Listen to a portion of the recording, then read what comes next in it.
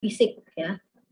Jadi lebih ke mengenai tanahnya atau penyebaran tanahnya atau batuan-batuan dari lokasi yang akan kita bangun jalan tadi. Jadi faktor geofisik itu adalah persyaratan dalam perencanaan trase jalan yang tujuannya untuk memetakan penyebaran tanah atau batuan dasar ya. Sehingga dari data geofisik ini nanti kita bisa dapat data mengenai stabilitas lorongnya. Nah, kemudian kita bisa memprediksikan bagaimana nanti penurunan lapisan tanah dasarnya, kemudian berapa DDT-nya ya, dan sebagainya. Nah, dalam perencanaan trase jalan itu perlu dihindari daerah-daerah rawan ya, contohnya itu ada daerah patahan ya, atau daerah rawan longsor dan sebagainya ya, itu harus dihindari. Jadi dari faktor geofisik ini kita bisa tahu mana yang daerah-daerah patahan ya, daerah rawan longsor ya, atau daerah dengan kondisi karakteristik tanah yang lunak ya, kemudian kondisi permukaan air yang tinggi, dan juga ada faktor iklimnya, kita bisa tahu dari faktor geofisik ini. Oke. Nah, jadi rencana jalan kita tadi ya, kita tidak boleh melewati daerah rawan longsor. Ya. Kemudian daerah patahan ini nggak boleh ya. Kemudian daerah genangan atau rawa-rawa. Sebenarnya ini bukan tidak boleh ya. Kalau bisa, tapi kita butuh penanganannya. Nah, penanganannya itu pasti butuh biaya. Biayanya makin tinggi, berarti nanti kalau biaya konstruksinya tinggi, nanti bagaimana biaya pemeliharaannya, nanti bisa juga biaya pemeliharaannya tinggi ya, karena kita harus keluar lagi biaya yang apa tadi, pembuatan dindingnya, penahan tanah tadi. Oke, kemudian ada faktor lingkungan dan faktor sosial.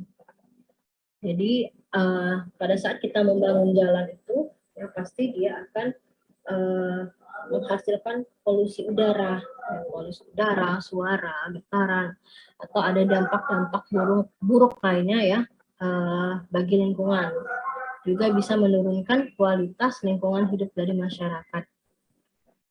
Jadi biasanya pada saat pembangunan jalan itu akan ada perubahan tata guna lahan. Buat tata guna lahan itu seperti apa?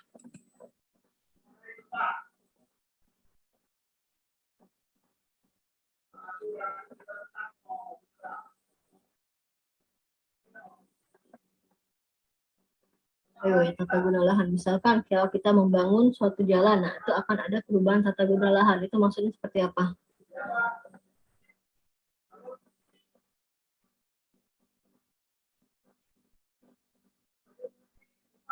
Atau nanti juga akan ada perubahan kondisi sosial dari masyarakat di sekitar jalan yang kita bangun tadi.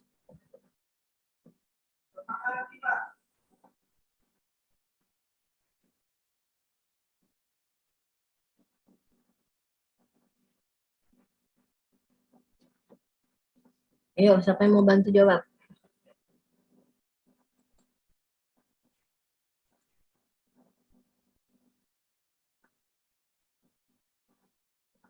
Misalkan kalian bangun di daerah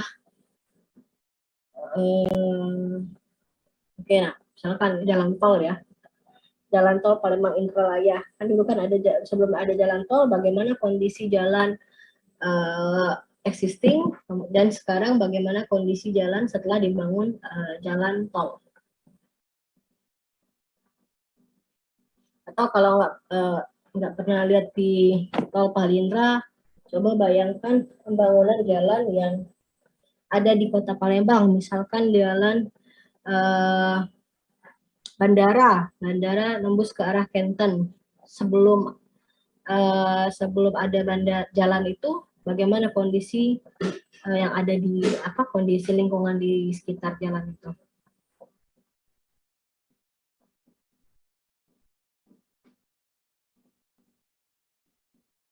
Apa yang berubah dari daerah itu?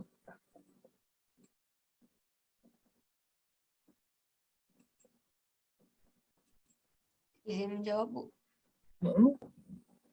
Kalau dulu tuh, Bu, mungkin belum seramai sekarang, Bu, karena itu udah jadi jalan dan jadi alternatif untuk ke kantin secara cepat. Jadi bisa menghidupkan suasana di situ, Bu. Bisa jadi lebih ramai. Jadi ada perubahan apa?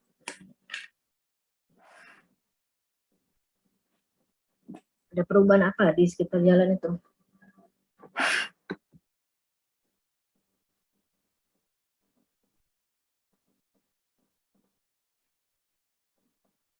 Kondisi sosial masyarakatnya, ya.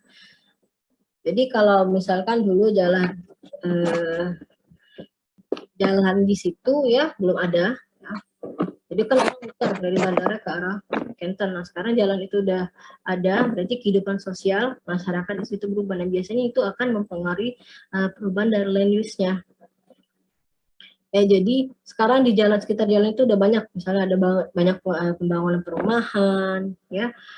Nanti akan ada pembangunan apa lagi? Di situ udah ada McD ya. Nah, kalau dulu kan nggak ada ya, ada pembangunan tempat makan, biasanya nanti seperti itu. Jadi kalau kita membangun suatu jalan, itu pasti akan ada dampak sosialnya. Selain dampak lingkungan, ada juga dampak sosialnya. Nah, bagaimana kalau misalkan pembangunan jalan, kita bangun jalan tol ya, ada jalan existing, kemudian kita bikin jalan tol. Kita bangun jalan tol, nanti akan ada perubahan di sekitar jalan tol, dan akan ada perubahan di jalan existing tadi, yang sudah ada. Biasanya kan di situ ramai ya, ada kalau jalan yang luar kota, jalannya ramai, banyak kendaraan yang berhenti di tempat-tempat makan. Sekarang ada tol, orang beralih ke tol. Nah, jalan yang sudah ada tadi pasti akan lebih sepi. Kondisi sosial masyarakatnya akan berubah, yang biasanya tempat makan saja ramai berubah jadi agak sepi karena ada perubahan dari pembangunan jalan, merusak bangunan dari cagar budaya. Jadi kita harus ada batasan ya, dari as jalan ya, as jalan kanan kiri jalan itu sampai ke bangunannya, itu tidak boleh merusak cagar budaya. Jadi kemudian kita harus membuat kajian AMDAL ya, serta untung ruginya kalau lokasi as jalan tersebut terpaksa melewati kawasan cagar budaya. Nah, selanjutnya harus ada koordinasi dengan lembaga terkait ya, bagaimana alternatif untuk mencari jalan keluarnya, bagaimana kalau memang jalan tadi harus melewati daerah cagar budaya. Misalkan dari hasil diskusi, hasil koordinasi dengan lembaga terkait ya, kita trase jalan tetap dibuat di situ, tapi kita buat dengan konstruksinya, misalnya konstruksi layang ya, atau ada underpass ya, atau overpass, sehingga cagar budaya tadi itu tidak terusik. Jadi kita trase jalan kita, rute jalan kita tetap melalui daerah cagar budaya, tapi tetap tidak merusak bangunan-bangunan dari cagar budaya tadi. Nah, yang terakhir itu mengenai pembebasan tanah. Nah, ini yang agak ribet ya, karena tidak semua tanah itu dikuasai oleh negara. Jadi sudah banyak tanah-tanah itu dimiliki oleh masyarakat, sehingga perlu adanya diskusi mengenai untung ruginya, ya, bagaimana proses pembayaran ganti ruginya. Kemudian di daerah perkotaan harga tanah itu bisa sangat tinggi ya, sehingga proses pembebasan tanahnya itu perlu waktu yang cukup lama. Kadang-kadang ada orang yang tidak mau tanahnya dilepas ya karena proyek tadi pembangunan jalan, dia nggak mau lepas, atau kalaupun dia mau lepas harganya tinggi. Nah, itu biasanya agak alot di pembebasan tanah ini ya. Contohnya dulu di pembangunan layang ke bandara itu ya, dulu kan agak lama itu bagian bawahnya itu karena lama proses pembebasan tanahnya. Sama di layang simpang Jakabaring itu, nah dulu juga itu agak susah ya, karena masalah ini tadi pembebasan tanahnya, banyak masyarakat yang merasa mereka dirugikan. Minta untung sekian, minta pembergantian sekian, pemerintah sanggup bayarnya sekian. Nah, ini kan harus ada apa ya namanya, panduannya ya mengenai untuk penggantian ganti rugi kepada masyarakat. Oke, nah sekarang sebelum lanjut ke materi selanjutnya, ada dulu yang mau ditanyakan dulu mengenai 3 faktor ini.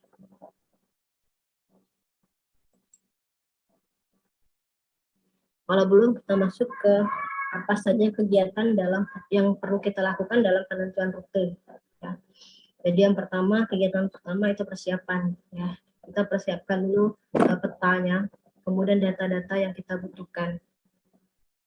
Nah, kalau dari peta, kira-kira peta apa saja yang kita butuhkan dalam penentuan rute?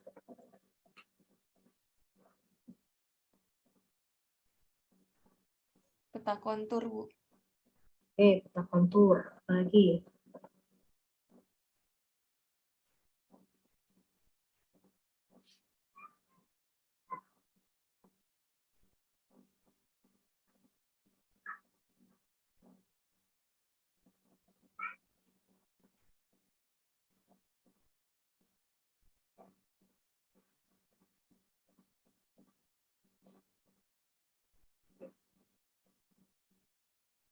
Peta atau data apa saja yang kita butuhkan dalam persiapan penentuan rute ini, selain peta kontur.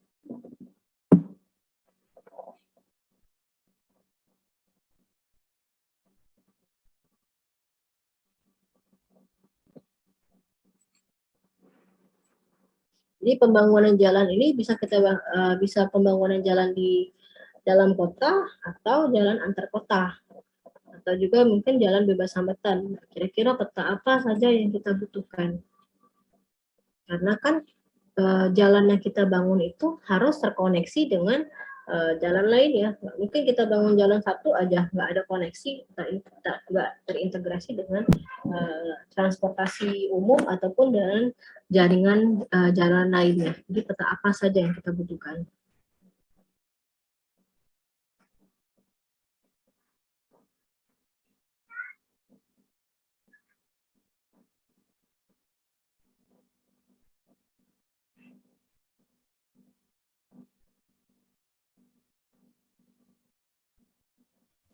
Mungkin peta lokasi yang akan ditentukan rutenya, Apa?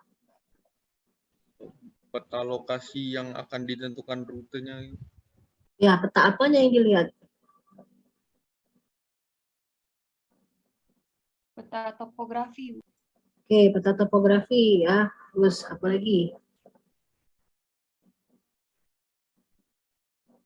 Peta atau data apa lagi yang kita butuhkan ya. Jadi nggak cuma peta, ada data apa saja yang kita butuhkan. Kalau petanya tadi peta kontur ya, topografi udah masuk di situ ya. Terus apa lagi peta? Faktor geofisik. Faktor geofisik tadi apa kira-kira?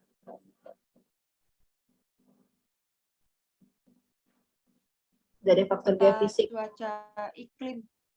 Oke, atau dari kalau peta iklim maksudnya mungkin data curah hujan kali ya. Oke, kemudian peta apa lagi dari geofisiknya? Karena kita kan mau tahu tuh bagaimana penyebaran tanahnya, kondisi tanahnya. Oke, jadi peta topografi, peta geologinya, ya.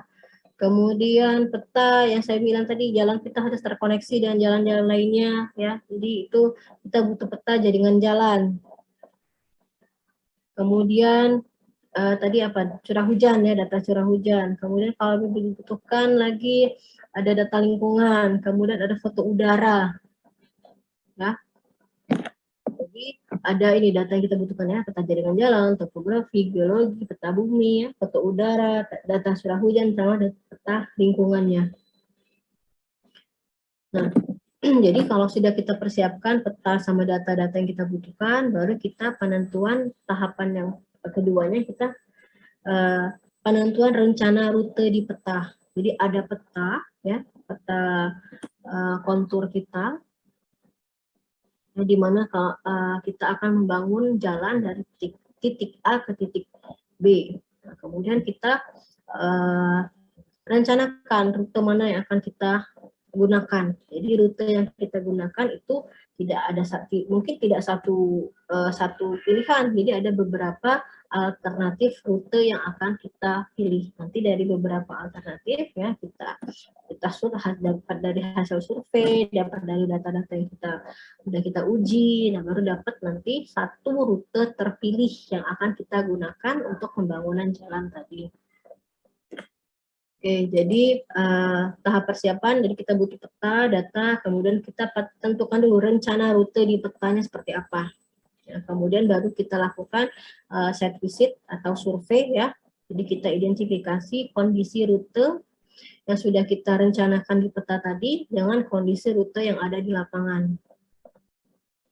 Nah, kemudian dari hasil survei tadi kita bisa tahu kondisi-kondisi di lapangan seperti apa.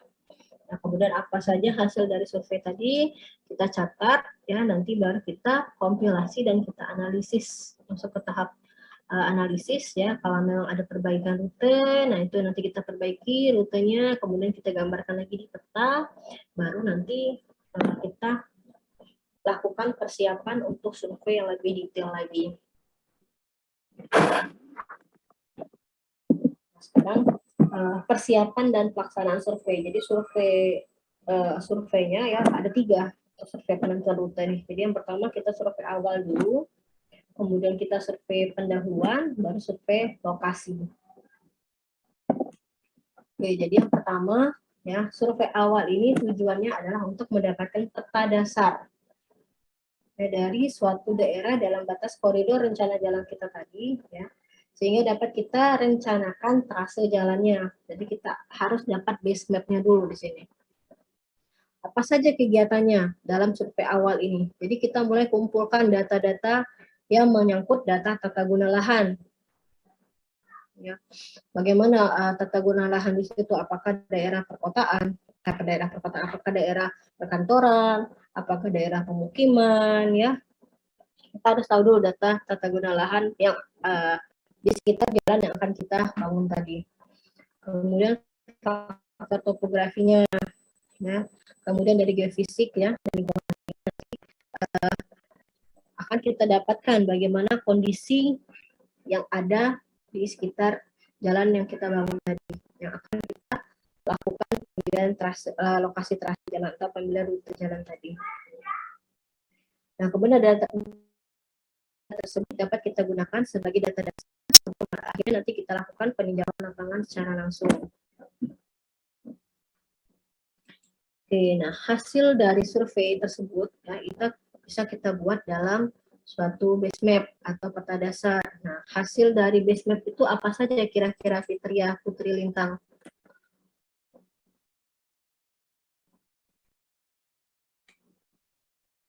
Ayo, kira-kira hasil dari survei awal. Tujuan survei awalnya kan kita dapat base map. Nah, apa saja kira-kira isi base map-nya?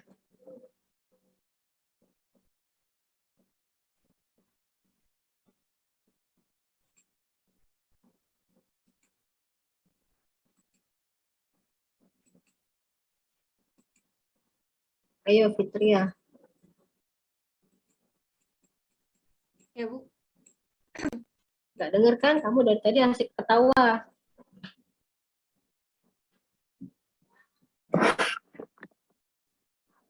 Oke, apa hasilnya kira-kira?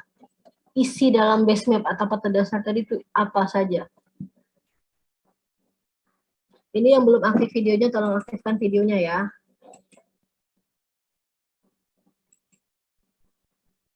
Yang nggak aktifkan video, saya anggap tidak masuk.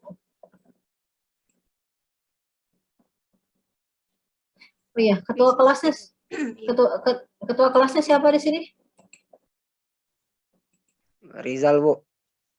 Oke, Rizal, tolong ini nanti di screenshot ya. Di capture semua yang hadir, ya. Berapa orang yang hadir ini tadi di capture, kemudian nanti kamu masukkan dalam Word ya, kamu tulis linknya kuliah hari ini, kuliah tanggal kuliah keberapa, kuliah ke-1 misalnya, kemudian masukkan link kuliah hari ini, baru nanti yang terakhir masukkan foto-foto kuliah hari ini. Ya, nanti saya lihat yang nggak masuk, yang nggak aktif videonya saya nggak masuk. Baik, Bu. Oh ya, absen di e-learning nanti silakan di absen ya. Jangan lupa e-learning itu sudah dibuat sama Bu Asri kan sebelumnya ya. Jadi saya tunjukkan. Oke, apa tadi? Siapa yang saya suruh tadi? Itu Bu, saya Apa? isi Isi. yang base map-nya itu tuh bisa tentang data-data yang dikumpulkan sebelumnya kayak data topografi, data geofisik, data lingkungan kayak curah hujan, terus juga data tentang tata guna lahan di sekitar lokasi. Enggak, bukan itu ya. Jadi tujuan survei kita itu adalah kita dapatkan base map-nya. Dari hasil survei kita dapat data topografi. Oke, kita cari dari data lahan, topografi, ya, lingkungan dan sebagainya. Dapat dari hasil data-data tadi, nah, kita masukkan di base map. Nah, apa hasil base map-nya? Yang dalam base map-nya itu apa?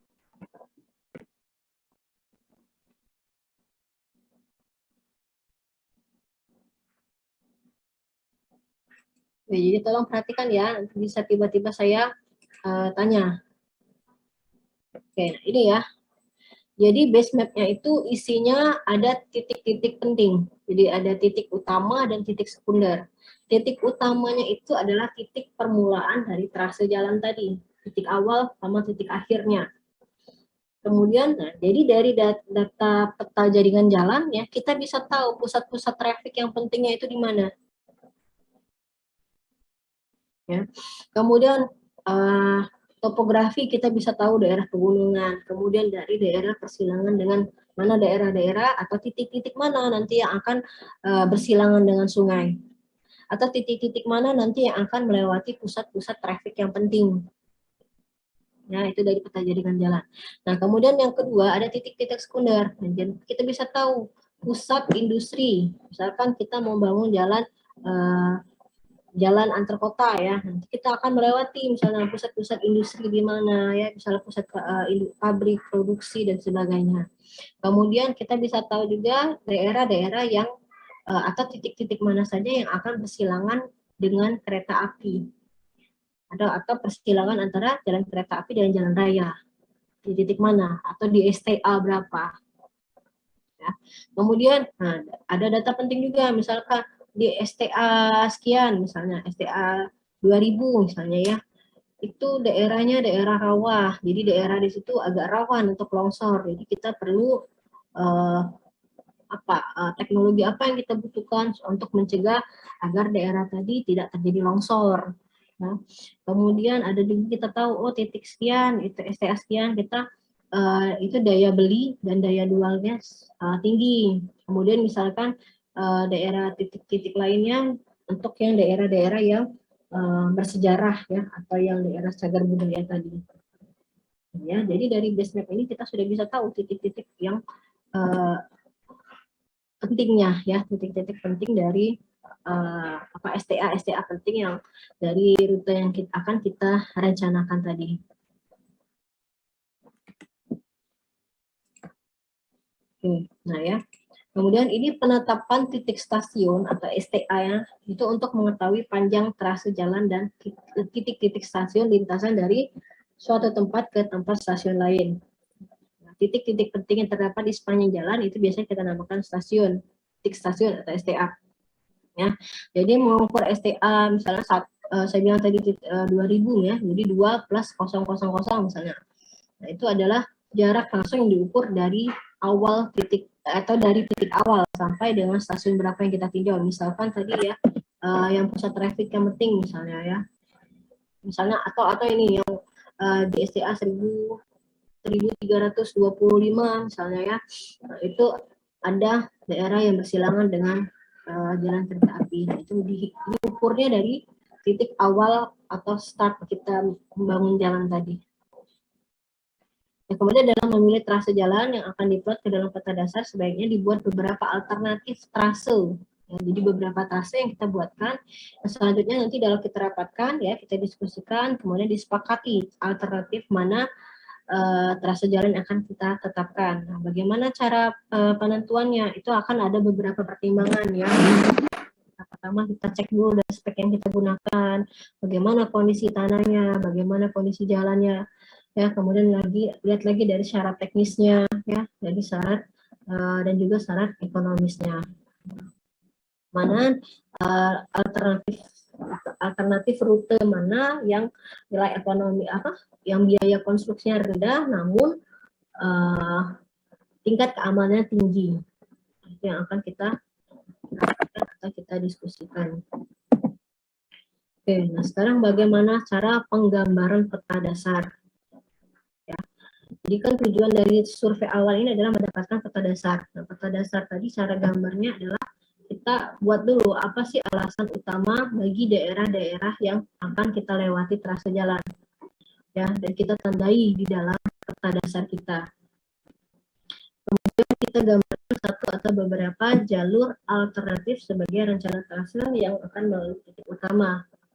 Kemudian kita hitung berapa jaraknya, berapa sudut jurusannya, ya, dari trase yang kita rencanakan di atas peta dasar dengan menggunakan penggaris dan busur derajat.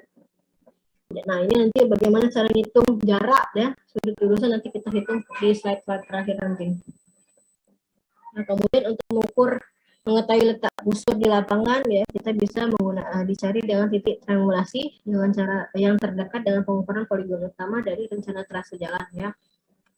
Nah, kalau untuk penentuan peninjauan di lapangan kita bisa gunakan dengan alat teolit. Nah, ini sudah dipelajari kan di kuliah IUT ya. Ada kan ya kalian praktikum. Nah, nanti kita tahu bagaimana azimutnya, bagaimana jaraknya ya, bagaimana sudut miringnya. Nanti dengan menggunakan teolit baru kita ukur jarak, azimut sama sudut miringnya. Nah, kemudian semua jalur yang telah diplot di peta dasar kita tinjau. Jadi beberapa alternatif yang kita buat di peta dasar tadi kita tinjau. Ya. Kemudian apa yang perbedaan apa yang kita lihat ya terhadap peta dasar tadi kita buat di sketsa ya, kita catat lagi, kemudian kita buat lagi di sketsa peta dasar. Kemudian semua data-data yang didapatkan di lapangan diplotkan kembali ke peta dasar. Kemudian hasil dari peninjauan lapangan dan pengukuran yang dilakukan bisa dipilih trase jalan yang terbaik. Jadi dari data-data yang ada di lapangan tadi kita plotkan lagi di peta dasar, baru kita tentukan trase mana yang terbaik dari beberapa alternatif tadi. Nah, jadi dari survei awal kita sudah ada base map, sudah tahu terus trase mana yang baik, kita lanjutkan ke survei pendahuluan. Survei kedua atau survei pendahuluan itu adalah untuk menindaklanjuti survei sebelumnya yang sudah menghasilkan satu pemilihan trase jalan ya di antara beberapa alternatif trase jalan yang direncanakan di dalam peta dasar tadi.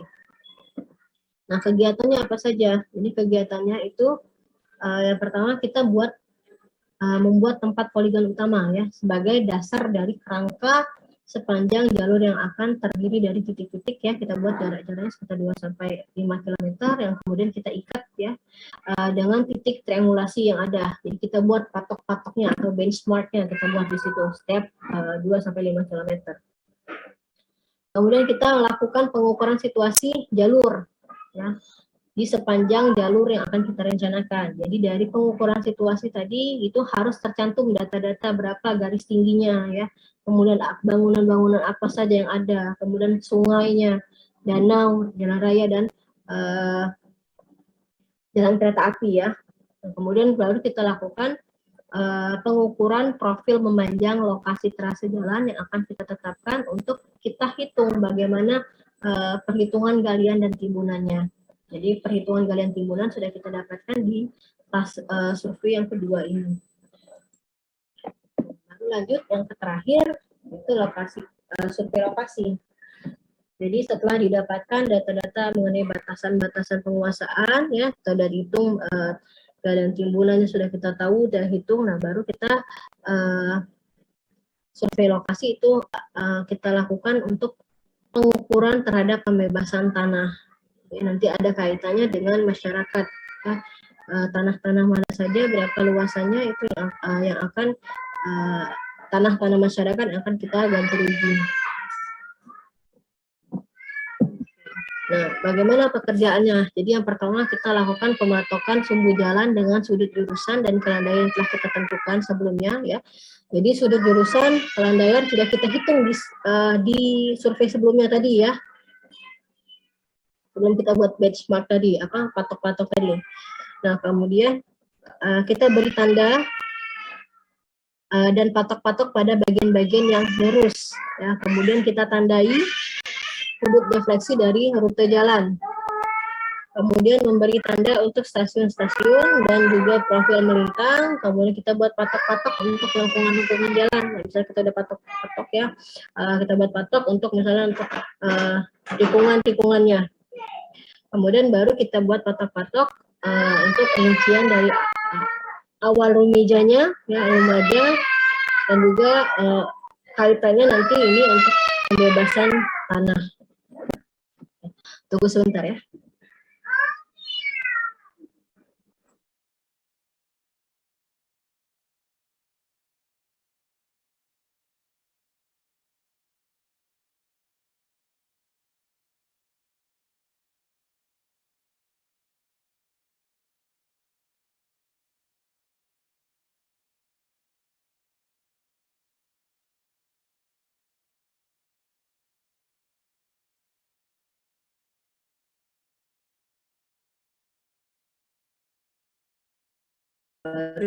Nanti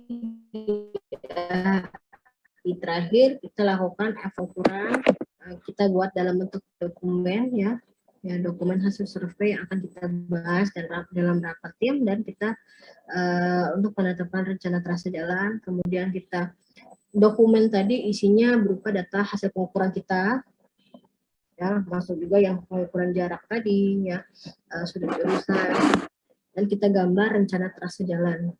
Kemudian dalam rapat penentuan rute jalan ini sebaiknya tim akan mempertimbangkan rencana penentuan trase jalan dari studi kelayakan selanjutnya. Baru nanti hasil survei kita tadi ya, kemudian kita rapatkan ya, ada foto-fotonya juga ya, sedokumentasi dari survei tadi kita laporkan ke pihak-pihak yang akan selanjutnya akan kita buat untuk DED-nya. Ya, kita buat detail engineering desainnya untuk perencanaan geometrik secara keseluruhan. Nanti masa baru digabungkan sama data-data lainnya. Oke, nah sekarang kita mau lanjut nih ke garis kontur. Ya, tadi kan sudah sempat saya singgung mengenai garis-garis kontur. Nah, ini contoh, salah satu contoh peta kontur ya. Jadi ini ada angka-angka ini menunjukkan apanya? Elevasi atau ketinggian dari tanahnya. Jadi dari gambar peta kontur yang ini ya,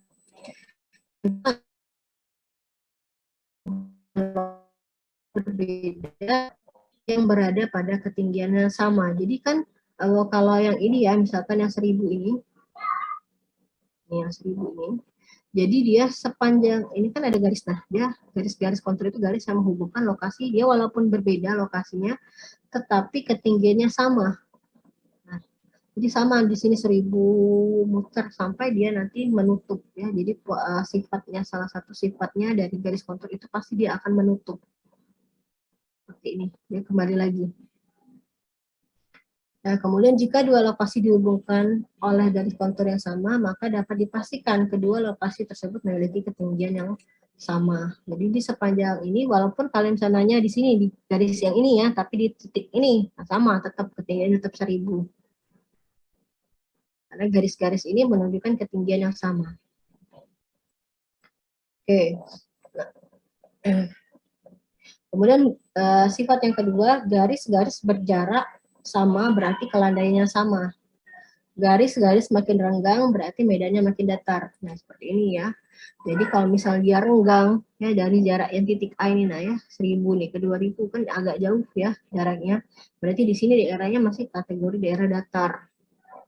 Tapi kalau sudah kita lihat di sini yang 9000 ke atas, ini kan semakin lama jaraknya semakin kecil, semakin rapat. Nah, bisa dikatakan kalau daerah ini bisa saja daerah berbukit ya, perbukitan atau daerah pegunungan. Begitu ya. Oke. Garis kontur tidak pernah memotong garis kontur lainnya, jadi selalu menutup ya. Jadi dia menutup lagi kembali di sini. Dia tidak memotong garis kontur lain karena apa? Karena garis-garis tadi kan itu ketinggiannya sama. Jadi dia akan kembali ke titik awalnya. Kecuali kalau ada daerah yang overhang, ya, baru dia akan seperti kelihatan menonjol. Dia tidak tidak berpotongan, tapi dia ada kalau untuk daerah yang overhang nanti kelihatannya seperti berpotongan di petanya. Ya, kemudian garis kontur tidak jika memotong sungai akan berbentuk V, ya, V terbalik dengan arah ke hulu sungai. Kemudian kalau dia berbentuk memotong jalan, ya, bentuknya itu akan berbentuk U ke arah lokasi yang lebih rendah. Oke, ini beberapa sifat-sifat dari garis kontur ya. Oke, nah sekarang bagaimana cara perhitungan awalnya? Jadi perhitungan awal tadi kan kita dari hasil dari survei tadi kan kita akan masukkan ya berapa jaraknya, berapa azimutnya, berapa sudut tikungannya ya. Jadi misalkan ini titik A ya, titik B. Nah, sekarang kita mau tahu berapa titik A dari titik A ini ke tikungan ini berapa jaraknya. Tikungan 1 ke tikungan 2 berapa jaraknya. Ya, kemudian azimutnya berapa, kemudian sudut tikungannya berapa. Karena jalan itu kan nggak lurus saja, dia pasti ada tikungan-tikungannya. Sekarang kita harus cari tahu dulu ya bagaimana cara menghitung jarak, azimut dan sudut tikungannya. Oke, jadi yang pertama kita hitung jarak ya. Jarak itu adalah D sama dengan akar dari X J titik J, jadi kurang X titik I dikuadratkan. Ditambah X ini koordinatnya ya. Jadi kan di sini kan ada koordinatnya X, Y. Ini X, Y, X, Y, X, Y, X, Y. Ya, kita tahu koordinatnya, jadi koordinat titik X pada titik J dikurangi koordinat titik X pada titik I, pada daerah I. Jadi dikuadratkan ya. Kemudian koordinat Y ya, YJ dikurangi YI, misalkan di sini ya. Nah, koordinat Y dikurangi YJ dikurangi YI. Nah, nanti bisa kita dapatkan berapa jaraknya. Jarak dari titik A ini ke tikungan 1, ya, tikungan 1 ke 2, tikungan 2 ke 3, sama dari tikungan ketiga ke titik B atau titik akhirnya. Itu cara menghitung jarak. Nah, ini dicatat dulu, nanti kita ada latihan soal. Boleh dicatat dulu.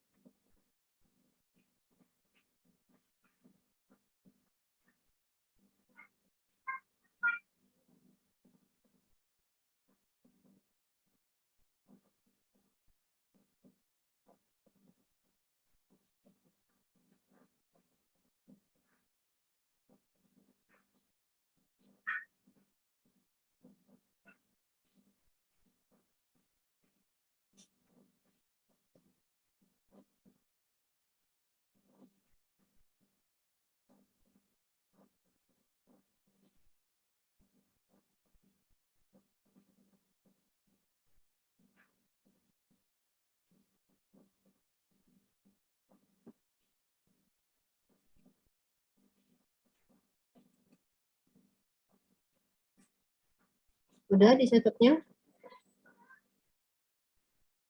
Yang jarak?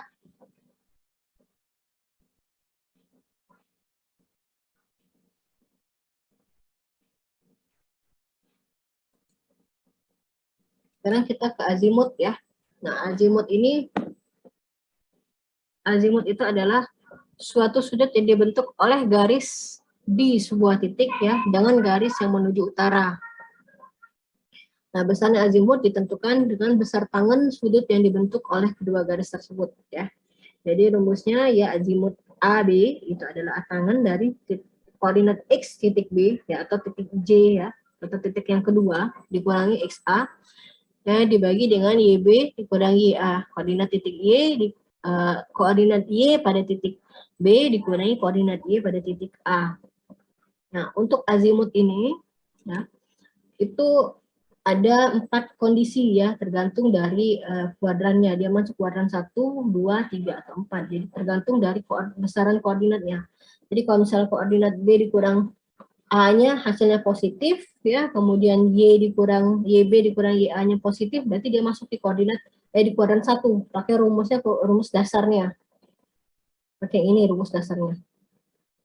Ya, kemudian kalau dia kuadran kedua, dia kondisinya X-nya positif, Y-nya negatif, masuk kuadran kedua. Pakai rumusnya 180 dikurangi rumus dasarnya.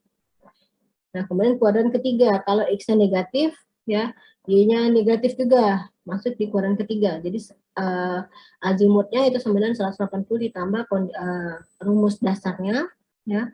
Kemudian kuadran keempat, kalau X-nya negatif, Y-nya positif, ya. Cara mencarinya azimut itu sama dengan 360 dikurangi berapa rumus dasarnya. Dikurangi dengan rumus dasar ini tadi. Nah, ini dicatat dulu juga.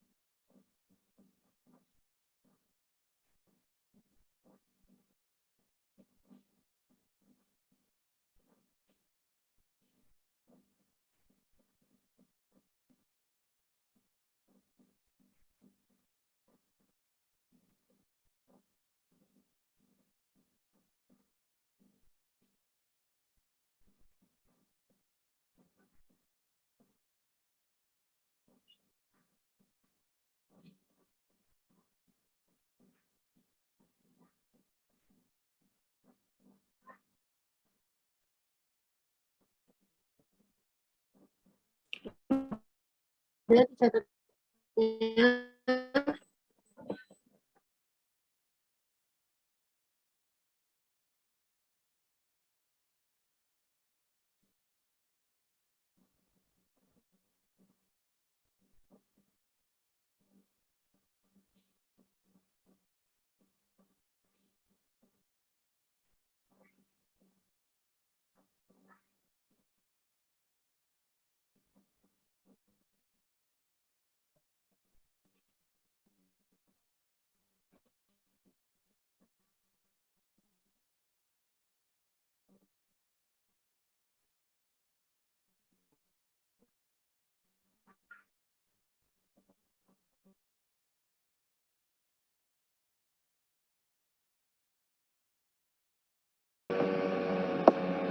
Ya.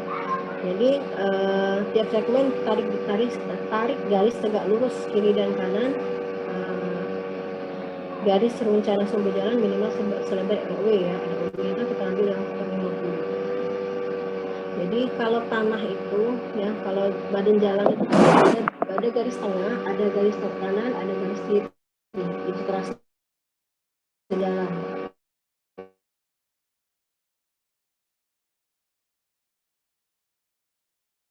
Dan titik kiri. Ya, kemudian segmennya kita buat tetap per 50 meter. Jadi kemiringan meter itu adalah nilai rata-rata dari kemiringan tiap segmen sepanjang garis jalan atau EI-nya. Nah, kemudian untuk klasifikasi medan, itu nanti dari hasil perhitungan EI ya, kemudian kita cari dulu EI tiap segmennya dengan cara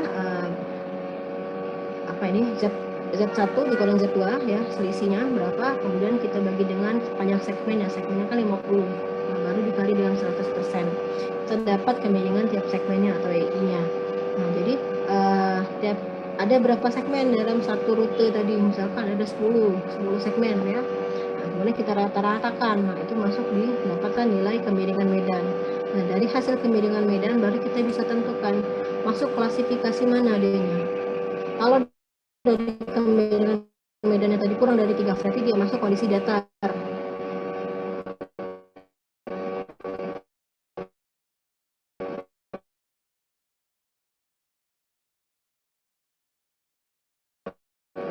Kalau diambil berdua, ya misalnya seperti ini nih, misalkan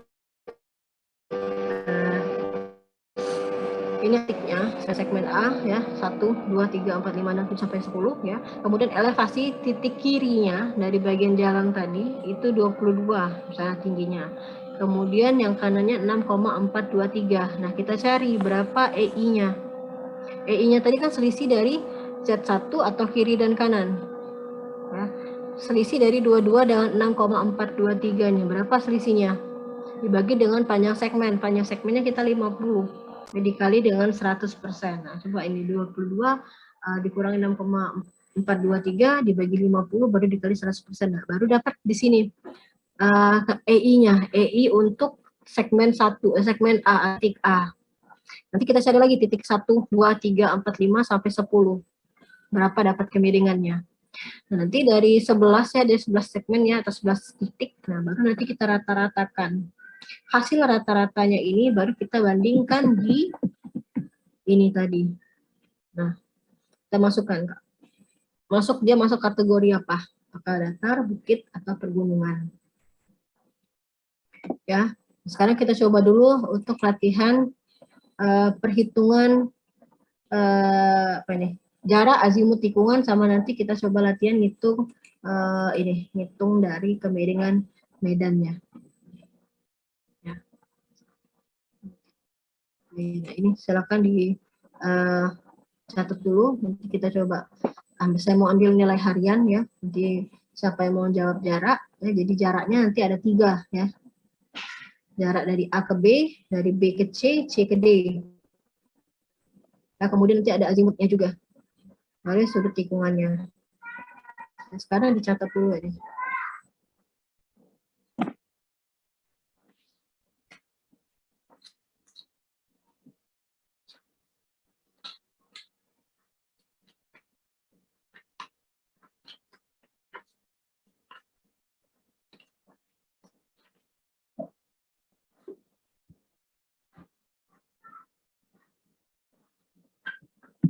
Silakan dicatat soalnya, kemudian coba langsung dicari berapa jaraknya, berapa sudut azimut sama sudut tikungan. Saya langsung ambil nilai.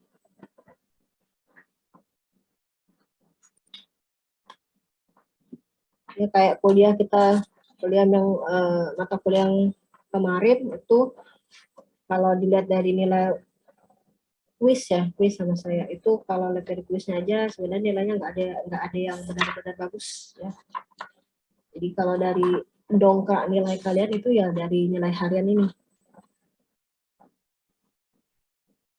Ini PGJ Palembang.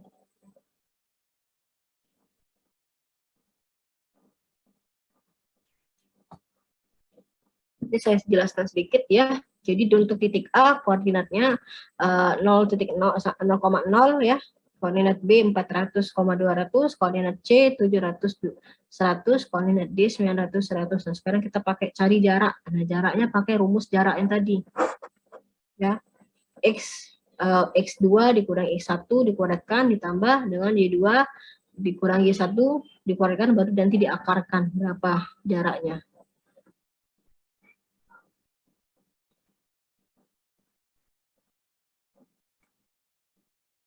Berarti 400 dikurangi 100 dikurangi 0 kemudian 200 dikurangi 0 ya, itu dikuadratkan baru nanti diakarkan berapa dapat jaraknya.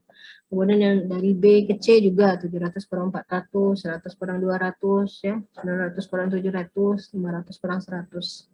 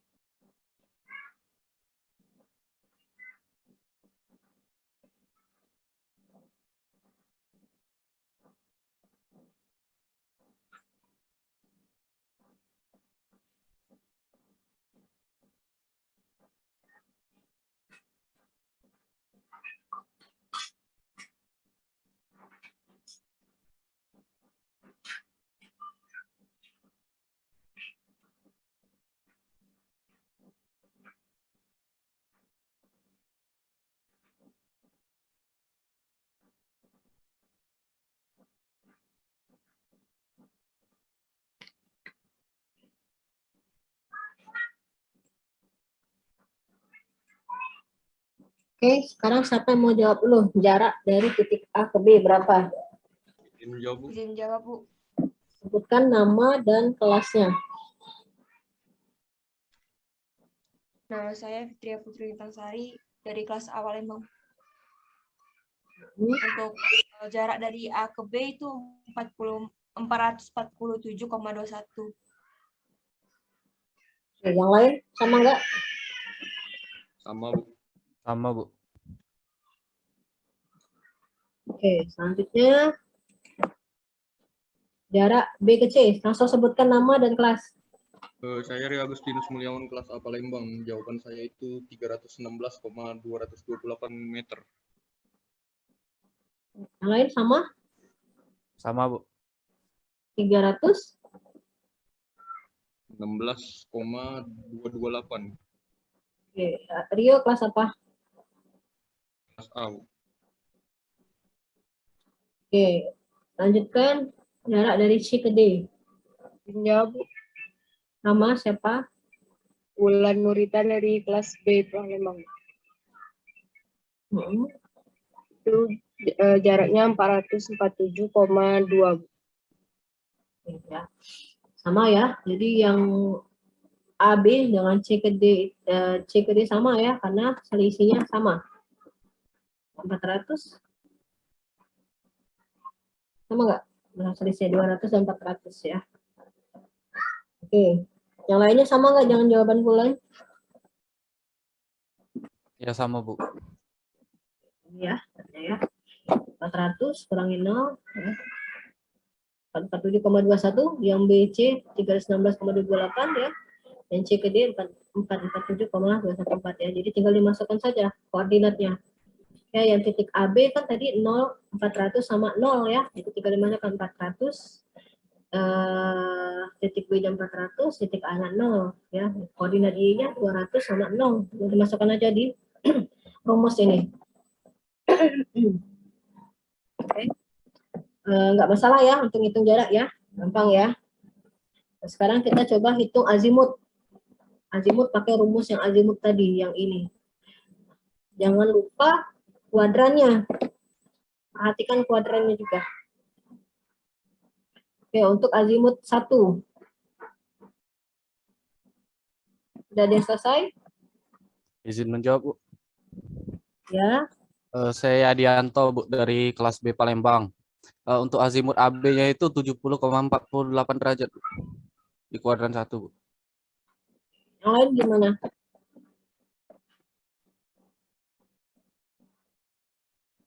Sama kah yang lain?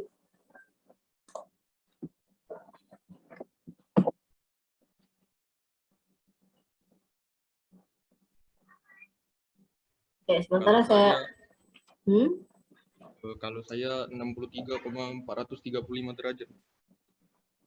Oke, yang lainnya gimana?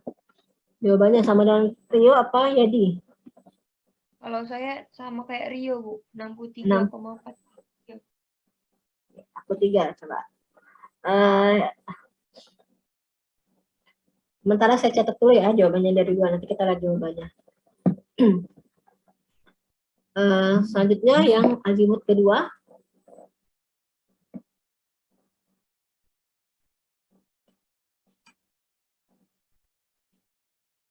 Hati-hati yang kedua ya, perhatikan kuadrannya.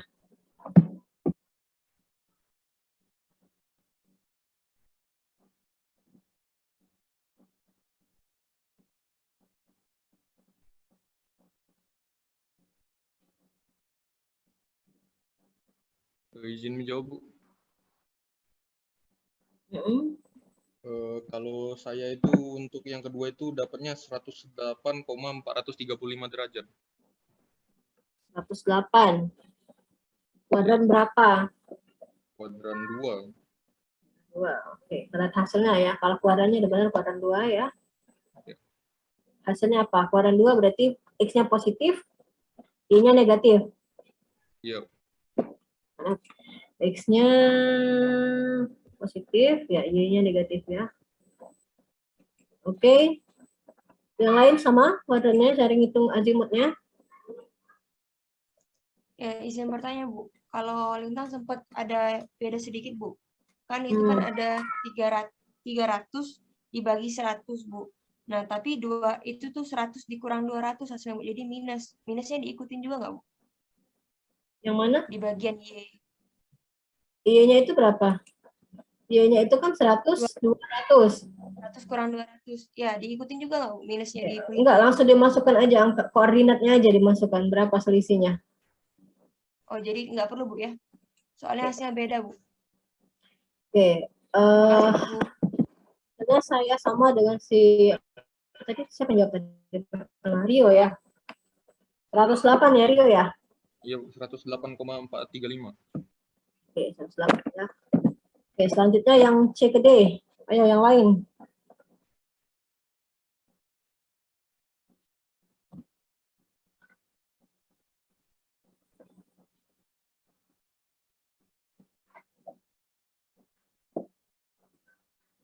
Izin jawab, Bu. Ya, berapa Fitri ya? 26,57 derajat. Yang lain sama nggak? Sama. Oke ya, ini ya kurang lebih seperti ini ya jawabannya ya. Sama nggak? Jadi yang pertama tadi 63 ya. Yang kedua 108, yang ketiganya baru 26. Nah, yang B itu dia masuk kuadran kedua. Ya, jadi caranya tinggal dimasukkan aja berapa nih koordinatnya. Jadi koordinat Y-nya tadi ya, Y2-nya 100 ya. Masukkan aja angkanya 100. Kemudian Y2, Y1-nya 200 ya, dimasukkan 200. Nanti didapatkan hasil perhitungan azimutnya. Nah, sekarang kita ngitung sudut peubah jurusan. Ini gampang sekali ya, ngitung sudut peubah jurusan. Yang lain saya minta selain Rio sama Fitri ya. Yang lain ngerjain nggak?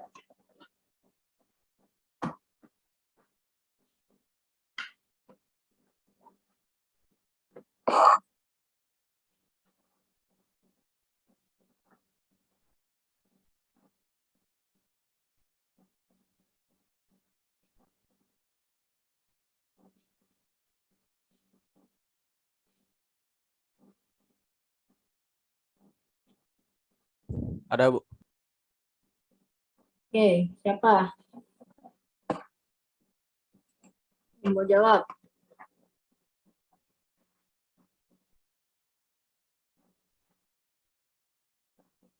Sudut tikungan 1, delta 1 sama delta 2 berapa?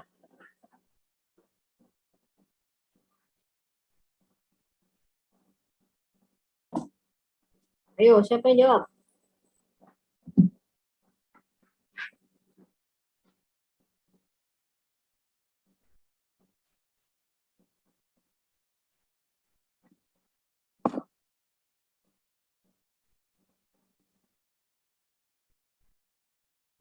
Mau saya pilih aja?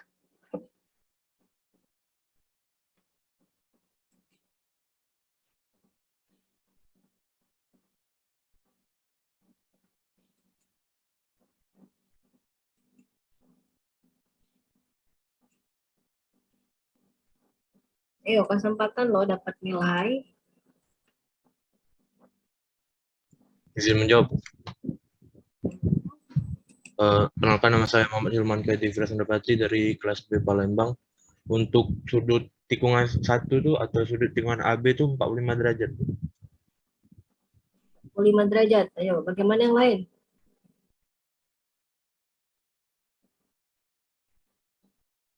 Sama enggak yang lain? Savitri, Bu, Ya, di Palembang. 44 derajat, Bu. 44 derajat. Sementara saya catat dulu ya. Kita lihat jawabannya berapa. Yang lainnya,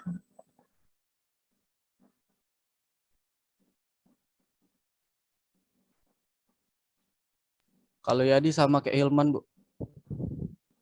45 juga, Bu. 5. Yang lainnya ada lagi? Oke, Hilman tadi 45, Fitria tadi berapa? 44. Kaya Nisa 44, Bu. Berapa? 44, Kaya Nisa, Bu. Oke, 44. Oke, selanjutnya yang delta 2 berapa?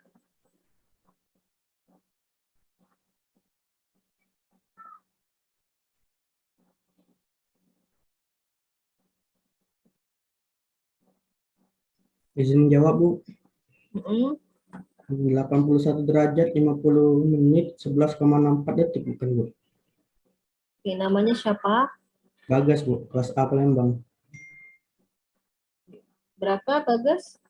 81 derajat 52 menit 11,64 detik. Kita lihat dulu ya. Yang lain sama nggak?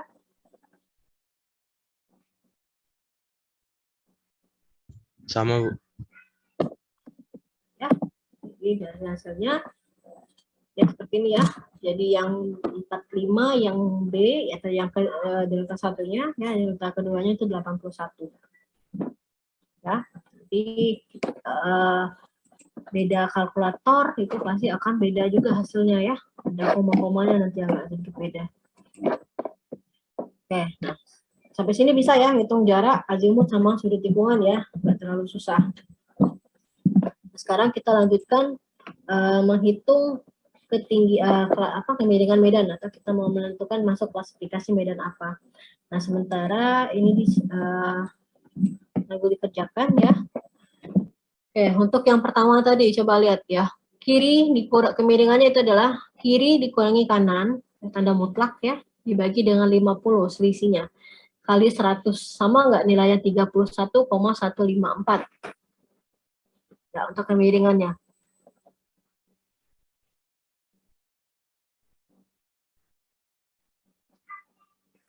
Oke, ini coba diisi dulu ya. Ini sudah saya isi yang titik A, titik 1. Nah, selanjutnya kita lanjutkan di titik 2 sampai titik 10. Hitung selisihnya. Jadi kita bisa tahu. Benar, Bu. Oke. Jadi kita bisa tahu ya berapa kemiringan di setiap titiknya. Nah, ini diambil per 50 ya. Oke, coba dilanjutkan yuk.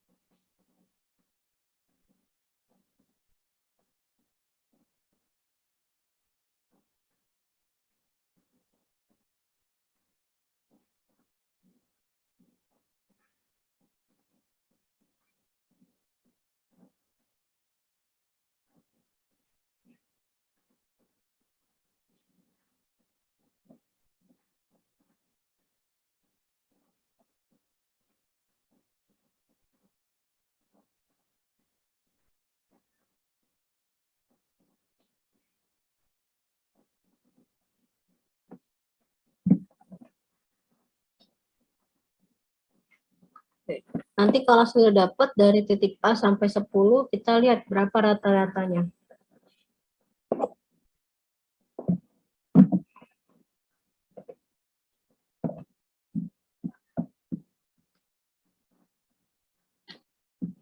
Bu, itu rata-rata dari titik 1 ke 10 atau gimana, Bu? Semua dari titik A sampai 10. A juga, Bu? Oke, Bu. Iya.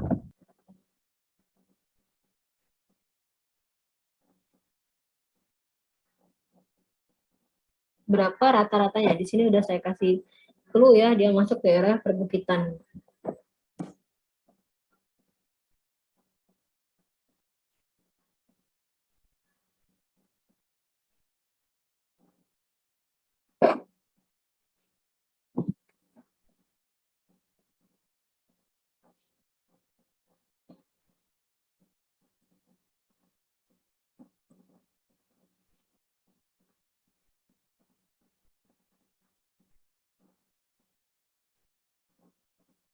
Rata-ratanya 9,9% bukan, Bu? 9,9%. Oke, yang lain gimana? Tadi jawab jadi ya.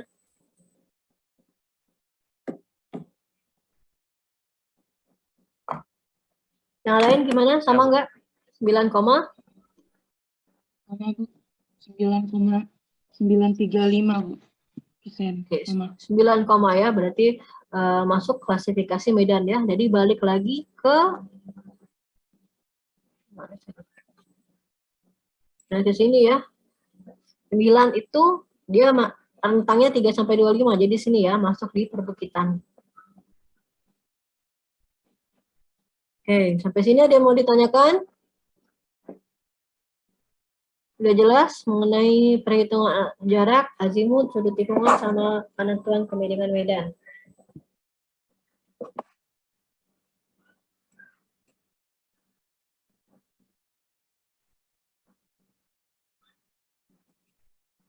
Oke, kalau nggak ada yang mau ditanyakan, saya kasih tugas ya. Ini silakan dikerjakan di rumah. Kita kumpulkan di pertemuan berikutnya.